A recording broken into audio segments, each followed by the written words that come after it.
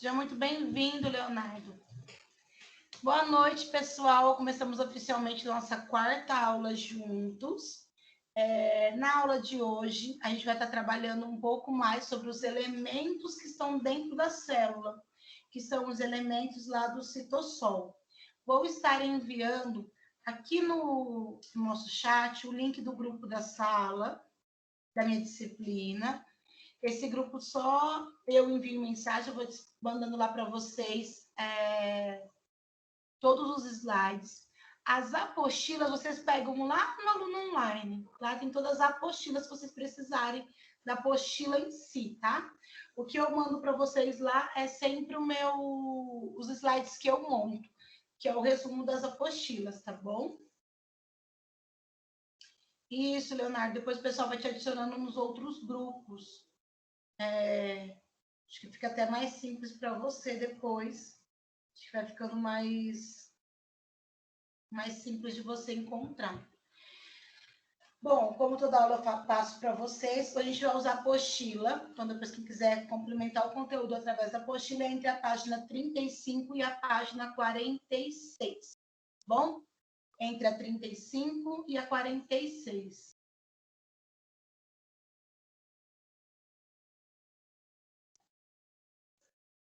Isso, é só clicar ali no link que você já tem acesso ao grupo da minha disciplina. Agora, se tem grupo da sala em si, eu não sei se tem. E aí eu não posso te dar essa resposta. Tá bom? Vocês vão perceber que a minha tela vai parar só um pouquinho, e meu áudio também, porque eu vou compartilhar a minha tela com vocês novamente. Vocês vão passar a ver a minha tela. Só um segundo.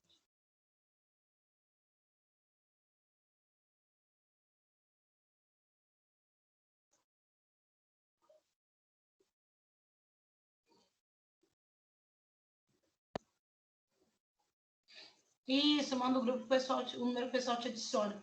A apostila mesmo, você vai pegar lá no Aluno Online, tá bom? Só um segundo que minha tela vai começar a compartilhar com vocês.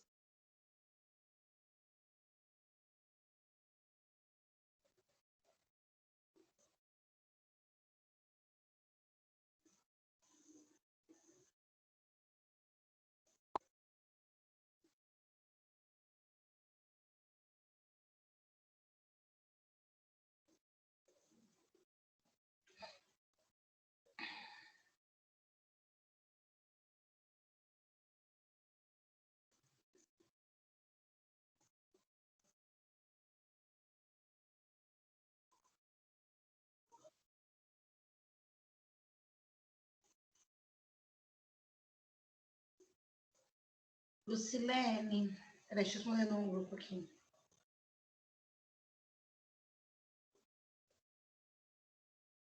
Está conseguindo ouvir? Por favor, retornar. Acho que os outros estão conseguindo me ouvir, né?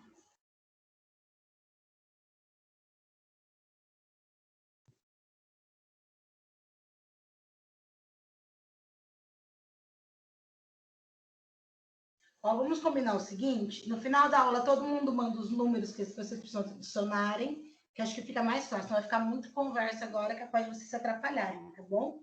Só queria saber se vocês estão conseguindo ver a minha tela.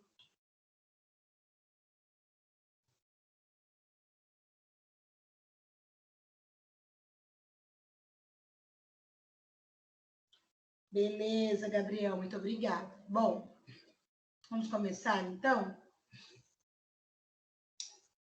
Boa noite, Mirtes. Bom, vocês estão conseguindo ver. Vamos lá. Ó, a gente vai trabalhar hoje com uma organela que é a mitocôndria. A mitocôndria é uma organela muito importante no nosso processo celular.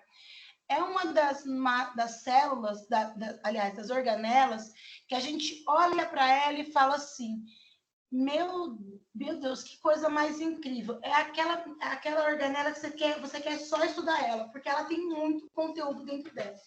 O que eu vou passar para vocês hoje é assim, um apanhado, porque a gente, como já conversamos, a gente está vendo só superficialmente, realmente. Então, aqui eu tenho para vocês a mitocôndria, que é a organela mais complexa de todas. Essa imagem dela aqui, deixa eu pegar. Minha caneta. Ó, isso aqui é a imagem dela através do microscópio, olha. Vocês vão conseguir enxergar dentro dela, quando você olha para ela realmente, é como se houvesse várias cânulas, vários caminhos, ó. Como se tivesse esses caminhozinhos aqui dentro, ó. Esse aqui é uma mitocôndria vista através de um microscópio. Isso daqui é um desenho, né? Então, assim, é um desenho que a gente criou para tentar para mostrar realmente como que seria uma mitocôndria. A mitocôndria, ela é tão importante por alguns motivos. Então, elas são encontradas em células eucariontes, que são as células animais, nossas células. As mitocôndrias estão relacionadas com o processo de respiração celular e são encontradas em maior número em células que apresentam grande atividade metabólica. Como assim grande atividade metabólica? Que tipo de célula vai ter uma grande atividade metabólica? O músculo, por exemplo. Se eu for olhar o músculo, comparar ele a um osso, o músculo ele tem maior quantidade de atividade, ele faz um metabolismo muito maior, ele gasta energia, ele faz um processo muito maior.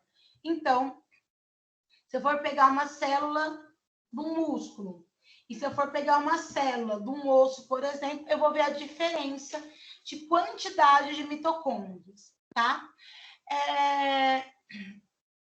A membrana mais interna da mitocôndria forma as famosas cristas mitocondriais, que é nada mais, nada menos do que esse desenhozinho aqui de dentro, ó. Essas cristas, ó. Parece os canuzinhos. As cristas mitocondriais delimitam a matriz mitocondrial, na qual são encontradas proteínas, DNA, RNA e ribossomos. Por isso a gente fala que ela é tão complexa. O DNA das mitocôndrias é semelhante ao de bactérias. Tanto é que quando a gente toma lá um antibiótico para atacar uma bactéria, a gente vai atacar, às vezes, as mitocôndrias. Pode sofrer alguma alteração mitocondrial. Outra coisa importante da gente entender... Peraí que esse está muito baixo, só um segundo.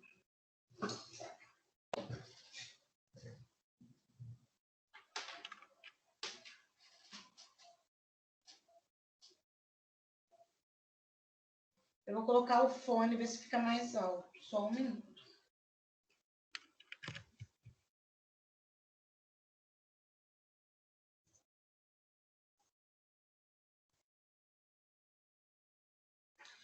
Vê se fica mais alto agora com o microfone do fone de ouvido.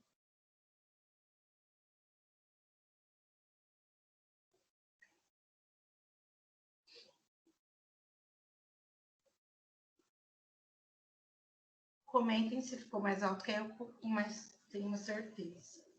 Ai, que ótimo. Então, tá bom. Vamos lá. A mitocôndria, então, ela tem esse DNA que é muito parecido com o das bactérias. Então, por exemplo, quando você tiver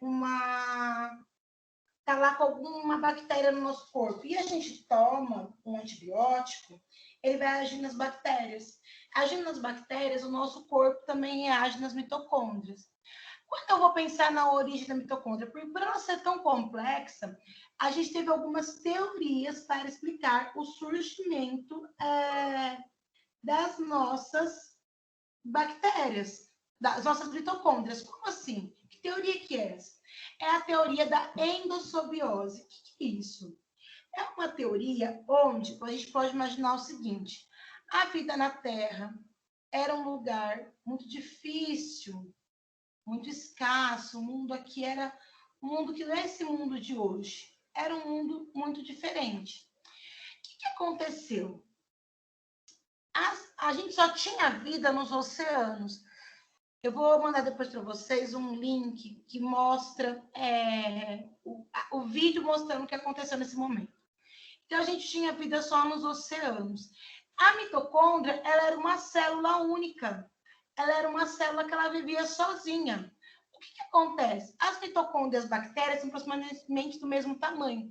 A gente acredita, imagina nessas teorias, que as mitocôndrias, elas têm essa origem por causa disso. Elas têm essa origem de ter sido engolidas. Como assim? Elas foram, na verdade, lembra quando eu passei para vocês, acho que na segunda aula, sobre invaginação?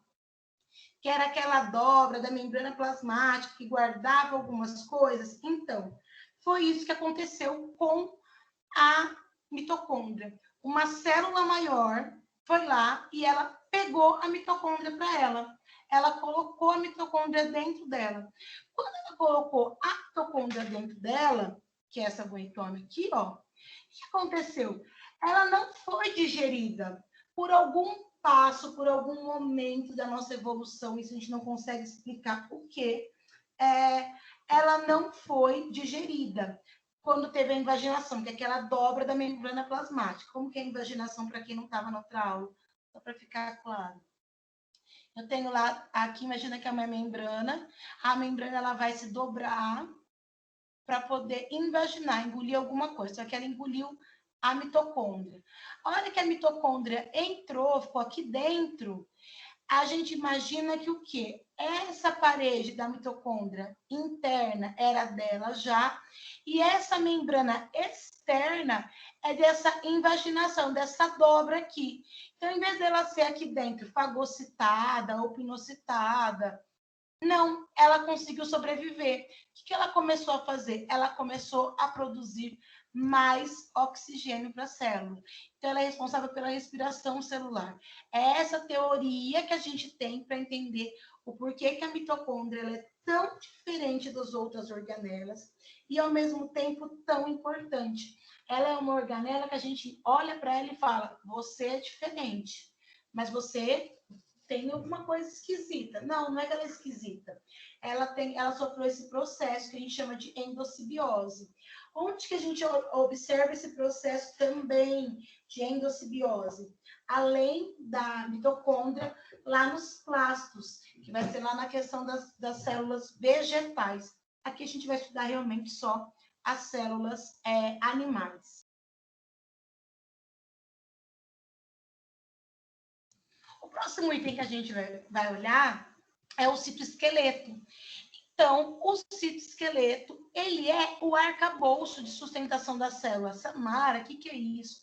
É como se fosse, hoje a gente consegue imaginar, é como se fosse as colunas, as vigas de uma casa. O que a gente vai ver? A gente vai descobrir quando a gente olha para o citoesqueleto, que está lá dentro. Eles são finíssimas, finas fitas ou fibras proteicas.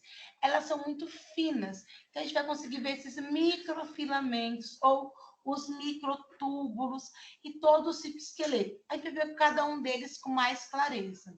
Então, a gente tem os 3 principais tipos de filamentos, cada qual composto por proteínas distintas.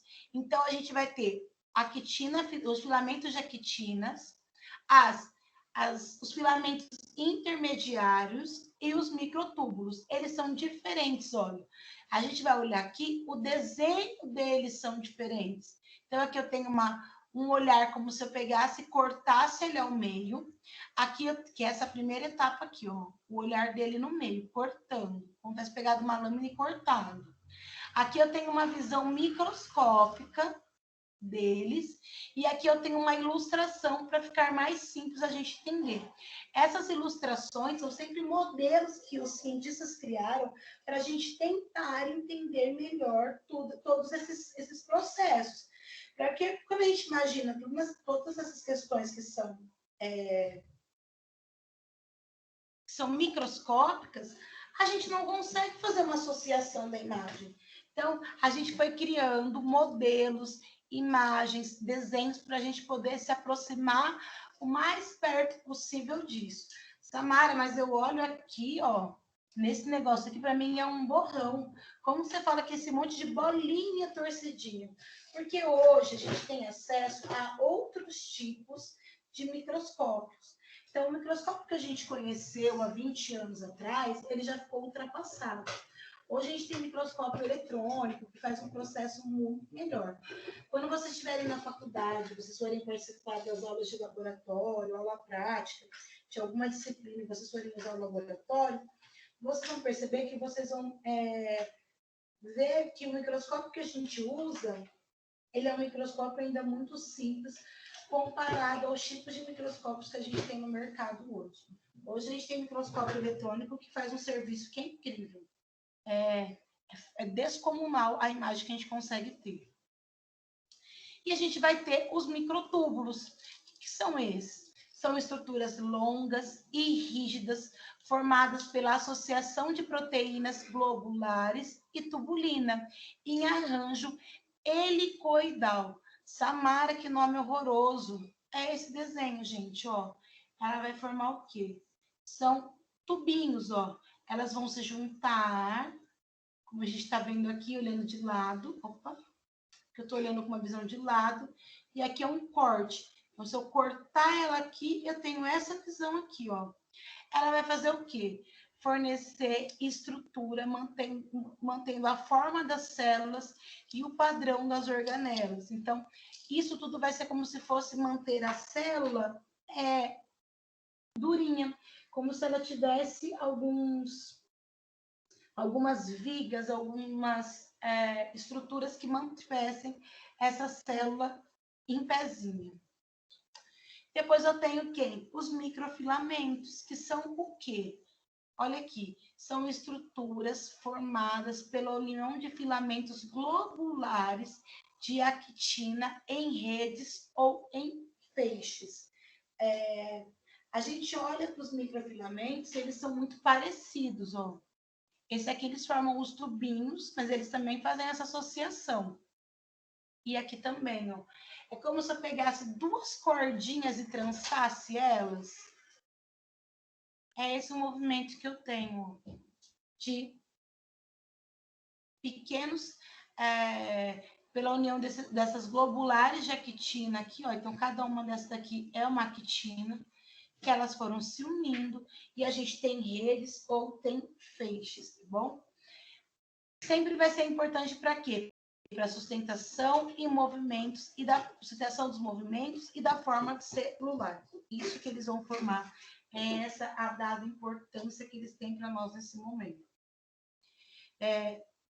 Alguém na outra aula falou assim para mim, Samara, eu vou ter que guardar todos esses nomes, decorar todas essas organelas. Gente, essas organelas, na verdade, a gente às vezes não tem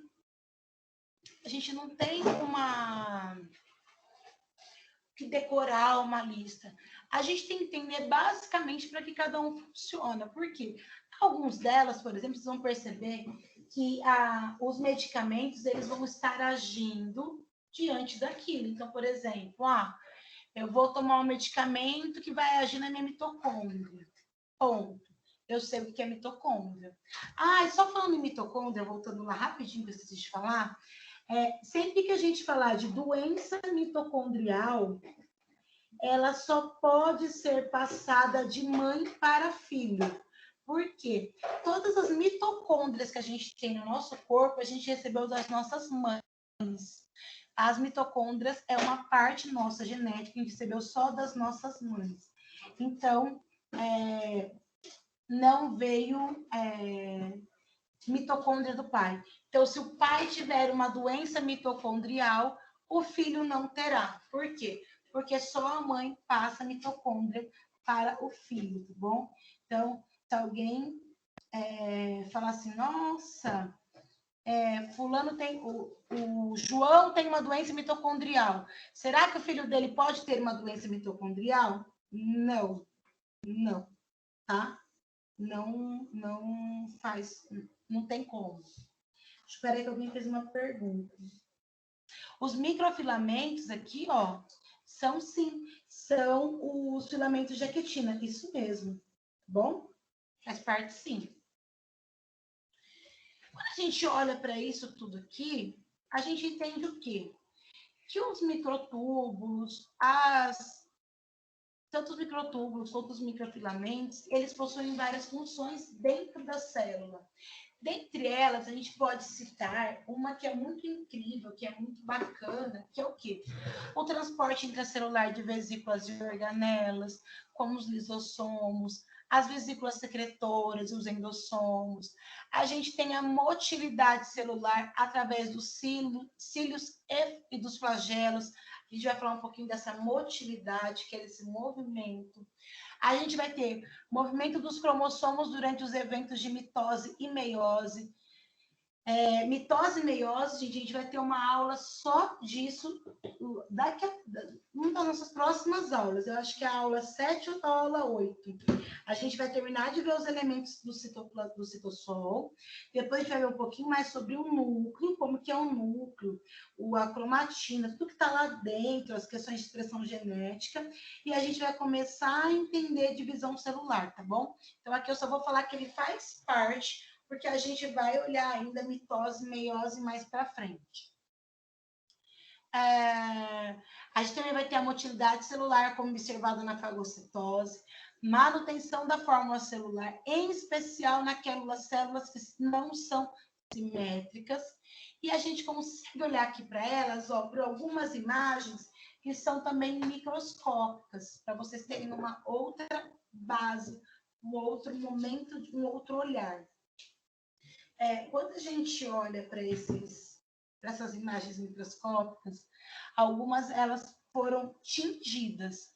A gente consegue tingir algumas células ou alguma organela para a gente poder olhar ela melhor. Ou muitas vezes a gente vai mudar essas cores artificialmente no computador para a gente conseguir, para a gente poder mostrar de forma mais simplificada, tá bom?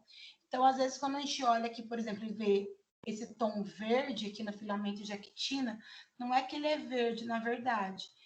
Às vezes, essa tonalidade que a gente coloca, ou é algum pigmento para poder destacar alguma coisa, ou é realmente uma coloração mecânica que a gente faz no computador, tá bom?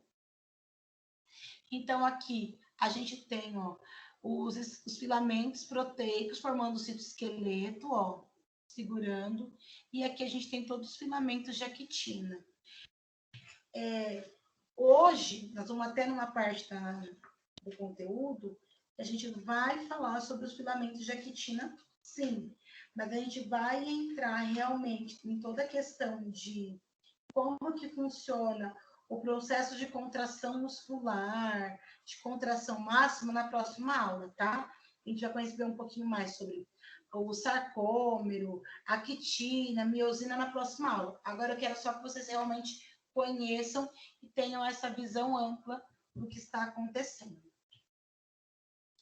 A gente tem, então, entende que esses microtúbulos que desempenham a função de transporte de vesículas e organelas também são na motilidade celular e na manutenção da fórmula celular.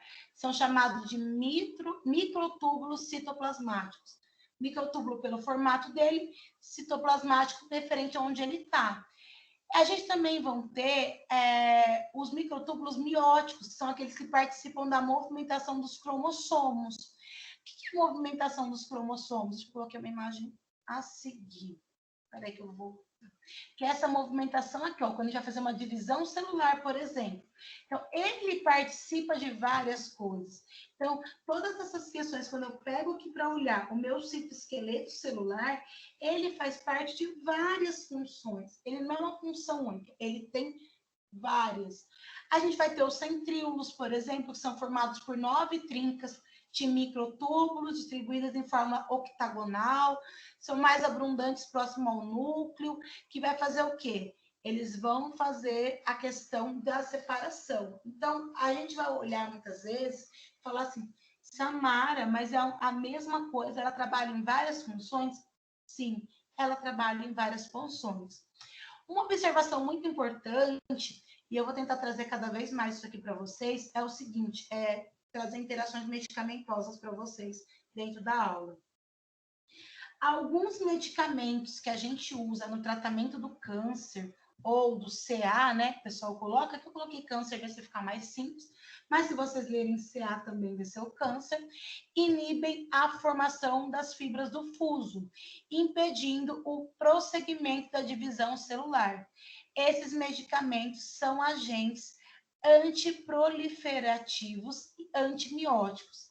Samara, que medicamento que é esse? Tá vendo essas ações aqui, ó? Diz para poder separar a célula. Quando eu quero, por exemplo, eu não quero uma célula com câncer é uma célula doente. Eu vou usar algum meio invasivo para matar ela. Eu posso usar uma quimioterapia, eu posso usar uma radioterapia. Ai, muito obrigada, Rosildo. Eu posso usar uma quimio, eu posso usar uma rádio, eu posso fazer uma incisão médica, uma incisão cirúrgica e tirar aquelas células. Mas o que pode acontecer? Eu posso deixar as células ali do lado. Então, imagina só, eu tenho um câncer aqui, ó. Eu consigo achar que ele está aqui. Eu venho e tiro. Mas, às vezes, ficou umas célulazinhas perdidas aqui. O que eu faço? Eu consigo usar alguns medicamentos que vão impedir o quê? A hora que a célula vai separar, ela tem que ter os microfilamentos que vai puxar para poder fazer essa divisão. Eu não deixo formar isso. Se eu não deixo formar isso, a célula não consegue se dividir. Então, se uma célula não está se dividindo, ela não está o quê? Ela não está aumentando. Então, basicamente, a minha doença morre ali. É um dos mecanismos que a gente usa, um mecanismo medicamentoso para parar o câncer. Então, por isso que alguns medicamentos do câncer são tão agressivos. Por quê? Porque eu vou mexer nas estruturas celulares. Por isso que uma pessoa, quando toma medicamento do câncer, ela tem tantas questões. Ela fica enjoada, ela fica com tontura, ela fica com excesso, com fotossensibilidade. Tem gente que faz químio e no outro dia não consegue ver a luz. Por quê? Porque a gente mexe realmente com todo um organismo. Por isso que o câncer, muitas vezes, ele torna a pessoa estéril. Ele é um tratamento muito agressivo.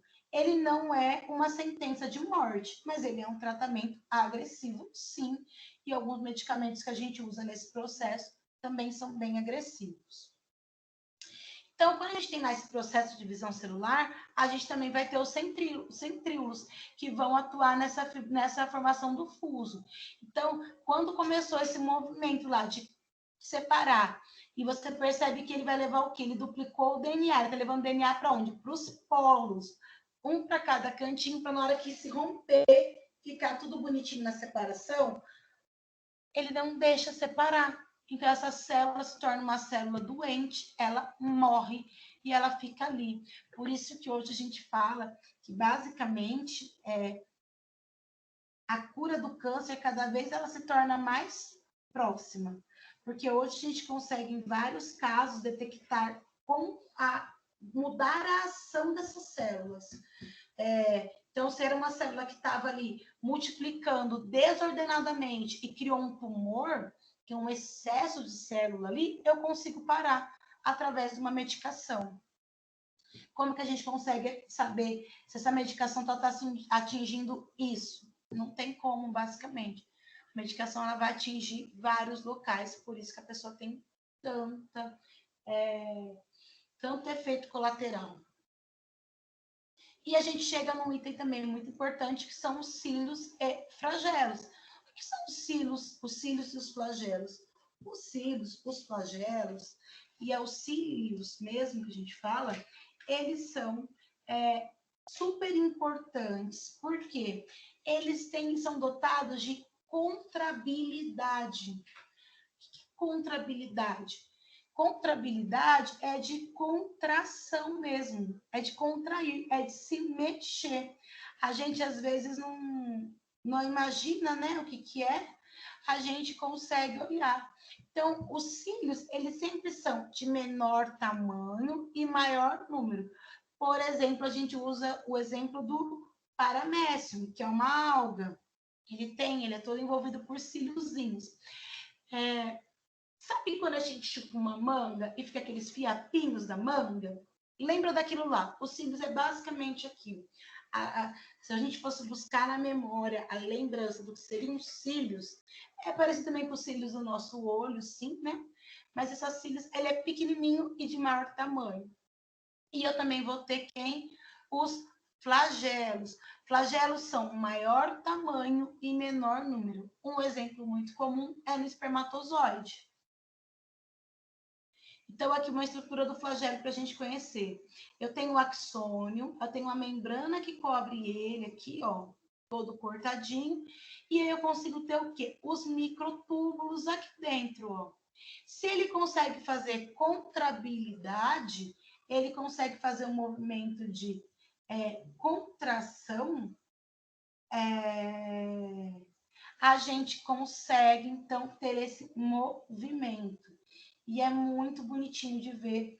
Eu queria pegar para vocês um vídeo. Eu também vou ter que mandar lá no grupo o vídeo do espermatozoide. Que a gente não, que eu não consigo passar vídeo para vocês. Se eu passo o vídeo, ele me trava a minha tela. Vocês não conseguem assistir. Então, vocês vão perceber que o flagelo é realmente essa estrutura onde eu consigo fazer essa movimentação. Os cílios e os flagelos são duas estruturas associadas à motilidade da célula. Como assim, Samara? Motilidade da célula? Um movimento, tá? A gente vai ter os corpúsculos basais de origem centriular, então celular do centríolo. Os cílios e os flagelos se diferenciam em relação ao tamanho e à função.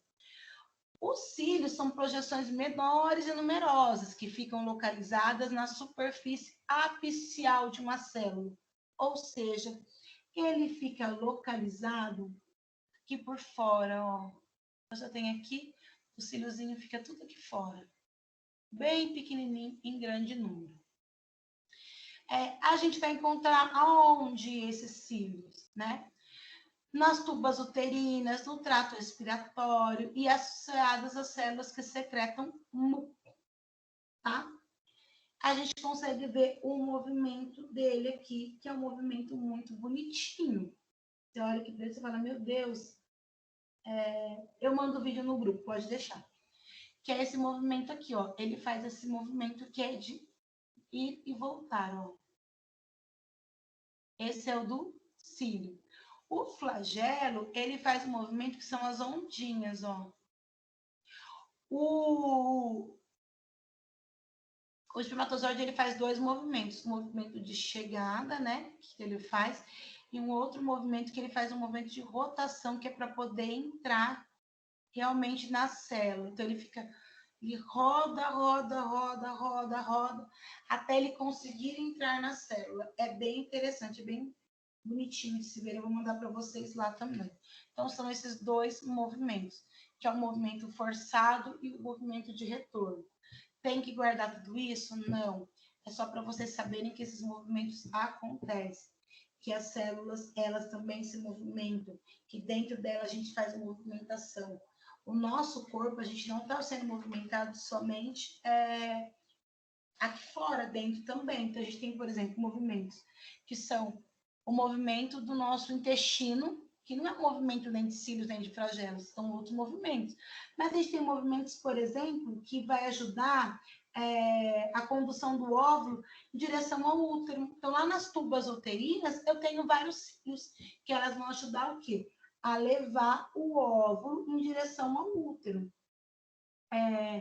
Quando a gente olha mais realmente para os nossos flagelos, né, que é um outro item nosso super importante, eles vão movimentar e impulsionar os espermatozoides. A gente fala que parece um movimento de uma hélice de um barco realmente. Porém, eles precisam de muito ATP. Lembra que a gente viu na última aula o que era ATP? A gente falou muito de ATP na última aula. Que era energia, lembra? ATP. Então, ele gasta muita energia. Ele gasta muito ATP. Diferente de outros diferente do movimento do cílio. Então, como ele faz um movimento muito maior, ele gasta ATP, que nada mais é do que energia, tá bom? Então, para fazer esse movimento aqui, vai muita energia. E ele chega, a gente fala que ele chega assim, desgastados, né? E aí o que acontece? Outra interferência médica que eu prometi colocar e vou tentar colocar sempre. As substâncias presentes no cigarro, então, toda a questão do fumo, toda a questão das substâncias em si, não só da fumaça, elas ajudam a destruir os cílios. Quando elas destroem os cílios, elas impedem a depuração das secreções respiratórias, causando o famoso pigarro. Não sei se é alguém que fuma, mas essa pessoa às vezes tem aquele pigarro, aquela tossinha seca, aquela sensação que sempre está com alguma coisa na garganta. É por quê? Porque foi destruído esses cílios. É somente o cigarro que pode destruir esses cílios? Não. Outras coisas também prejudicam nossas funções respiratórias. Por exemplo, o uso de cocaína. A cocaína ela também vai machucar, irritar todo o nosso trato respiratório e também vai fazer isso com a pessoa. A cocaína tem um outro diferencial também, só um segundo. Cocaína, o uso prolongado dela, a gente fala o uso prolongado,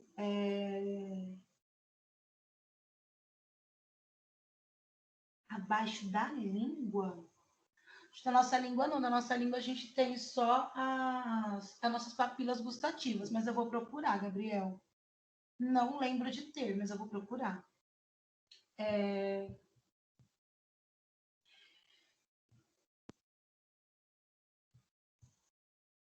Vou procurar e eu te falo. Ó, a cocaína, diferente do cigarro, o que ela pode fazer também? No céu da nossa boca, a gente tem o nosso palato, né? Que é o céu da nossa boca. Então, a pessoa ela vai ingerir pelas vias respiratórias nasais. Então, aqui tem o narizinho, né? E a boquinha da pessoa. Tá? A pessoa entrou com essa substância por aqui, ela vai descer. No céu da boca, entre o nariz e a boca aqui, a cocaína ela é tão corrosiva, e não só ela é corrosiva, né? Os outros complementos que as pessoas vão colocando nela, porque ela é um produto altamente refinado. É um produto que passou por, como eu posso dizer, por vários processos químicos, né? As pessoas vão adicionando cal, adicionando fermento, vários componentes. Ela faz um furo entre o céu da boca e o nariz. Não sei se vocês já viram isso. Eu vou...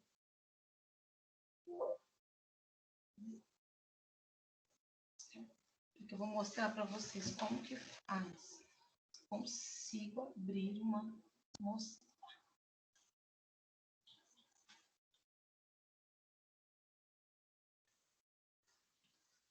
Pegar o aqui furando.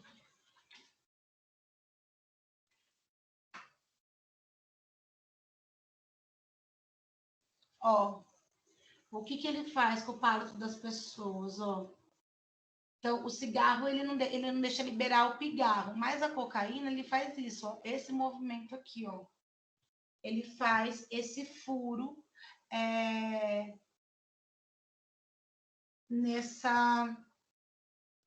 no palato, ó. Ele também consegue fazer essa perfuração septal, que é esse furo que vai ligar um septo ao outro.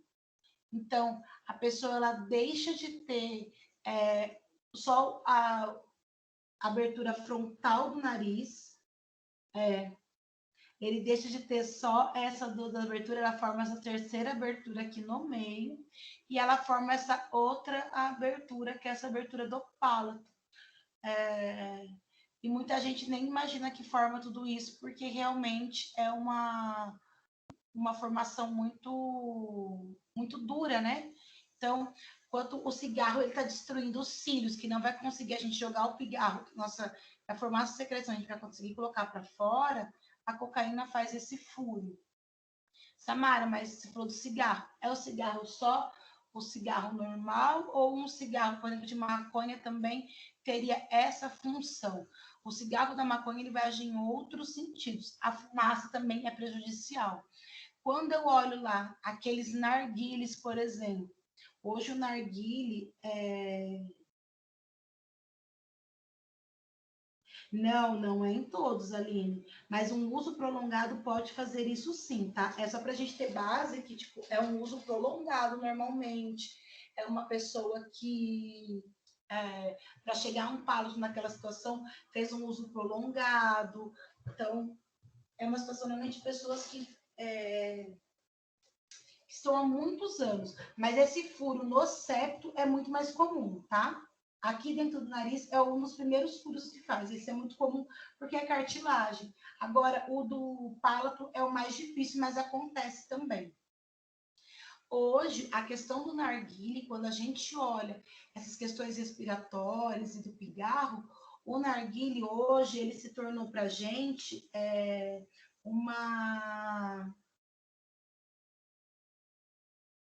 ele tem para a gente, assim, hoje uma questão muito grande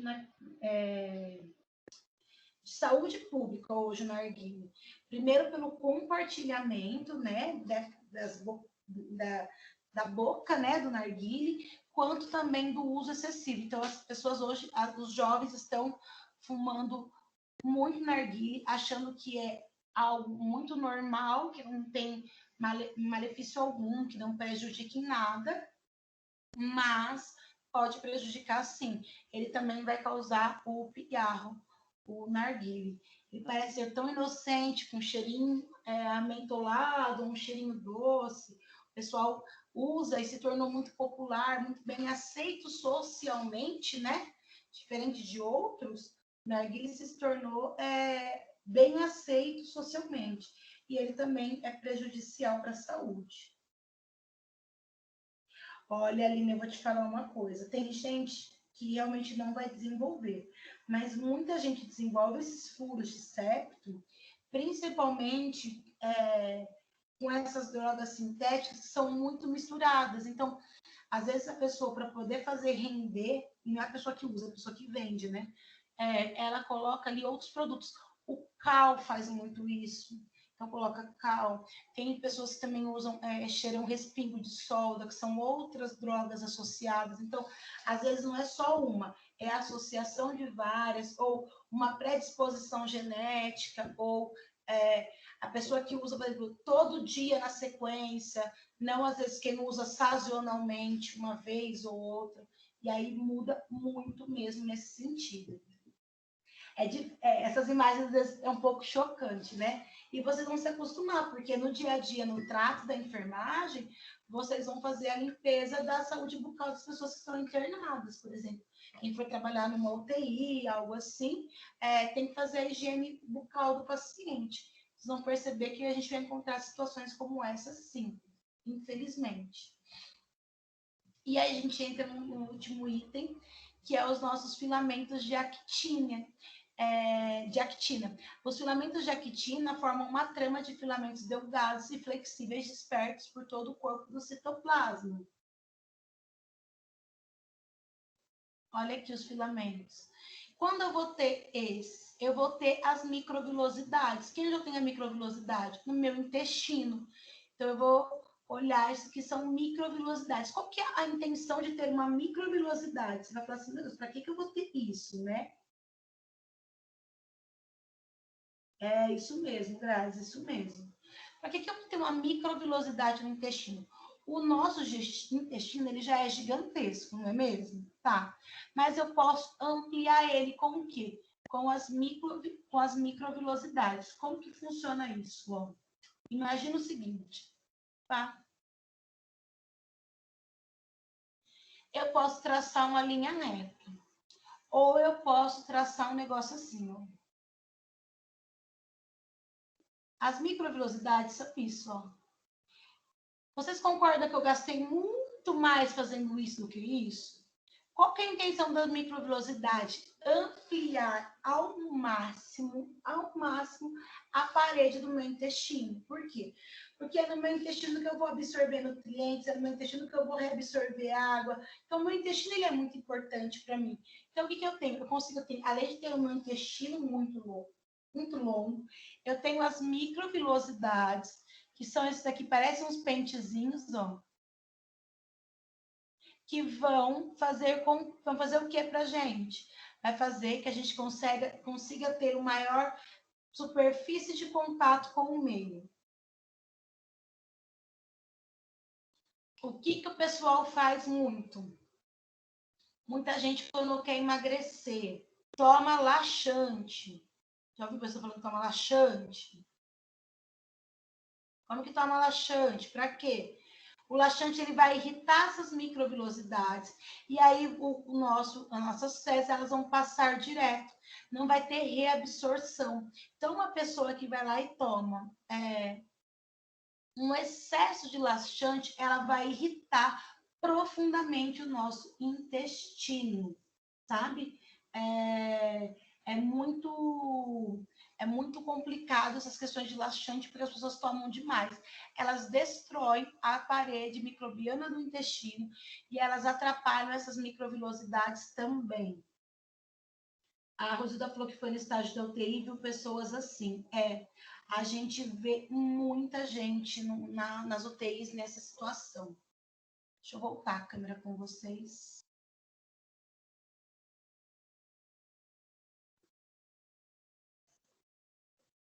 Só um segundo. Ai.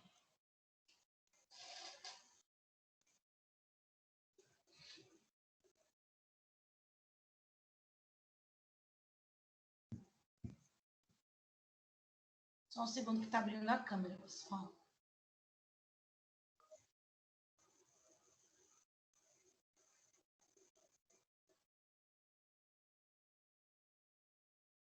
Então, a gente vai perceber realmente isso, que hoje as pessoas estão acabando com o intestino delas por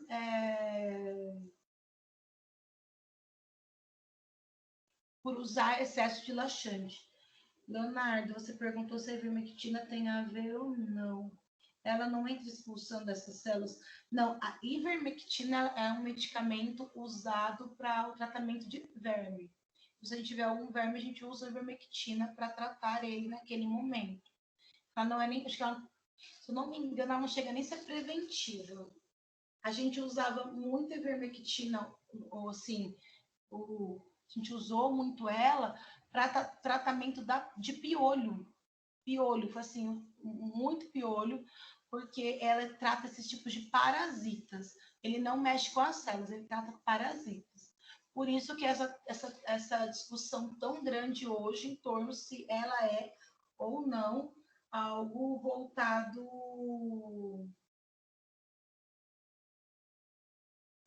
Se ela é algo ou não voltado para o tratamento do Covid. Ela é um remédio de verme. Então, por isso que tem todas essas discordâncias hoje. Tem tanto estudo científico provando, por exemplo, que o uso da ivermectina é para outras funções, não para essa, como tem outros estudos tentando provar também. Mas, basicamente, vamos esquecer 2020 Covid, vamos pensar antes, tá? A gente usava a ivermectina para verme e para tratar piolho. Ele ajuda no combate aos piolhos da criança. Tira e queda, maravilhoso. Para isso. Para os outros casos, a gente tem que estudar, comprovar. E todo medicamento, e é isso que a gente tem que ter em mente, todo medicamento ele pode fazer mal para alguma coisa. Então, muitas vezes a gente vai tomar um medicamento que vai ser excelente, por exemplo, para minha dor de cabeça. Nossa, olha, é isso mesmo, né, Leonardo? Nossa, eu tomei um medicamento que é muito bom para minha dor de cabeça, mas ele pode atacar meu fígado. Eu vou tomar um medicamento que vai ser bom, por exemplo, um cataflã, né? O pessoal tomava tanto cataflã, diclofenaco de sódio, que é tão bom para, por exemplo, uma dor, está com uma inflamação muscular. Ele é ruim para o rim. Então, a gente hoje tem medicamentos mais modernos que vão agindo de forma diferente, tentando amenizar esses efeitos. e, ao mesmo tempo, a gente tem estudos cada vez mais elaborados para entender aonde esses efeitos estão.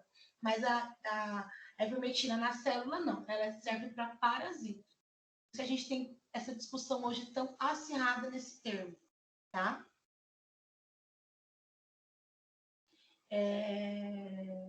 E é isso mesmo que a gente tem que, às vezes, olhar. Às vezes a gente vai falar alguma coisa, as pessoas estão associadas no agora. Então, vamos começar lá na célula, vamos voltar para ficar mais simples. Bom, a aula de hoje é basicamente isso. Na próxima aula, a gente vai ver um pouquinho sobre esses movimentos da quitina, da miosina, como que elas vão funcionar na nossa célula. Quando a aula termina a gravação, então, para quem é novo aqui, não está acostumado, eu salvo o caminho para vocês assistirem a gravação da aula depois. E eu mando toda vez lá no grupo um arquivo falando guia das aulas atualizado até a aula tal. E aí eu mando lá para vocês no grupo do WhatsApp da minha disciplina, para vocês terem. Esse guia, ele fala qual que é o vídeo da aula, o slide, tudo para vocês só clicarem e acessar onde vocês estiverem, tá bom? Agradeço vocês por mais uma semana de aula. Se ficar alguma dúvida, vão escrevendo aqui que eu consigo ler. Muito obrigada, Eliana. Muito obrigada pela participação de todo mundo. É muito bom ter vocês aqui comigo, tá bom? Um grande abraço, uma boa semana para todos e até a semana que vem, pessoal.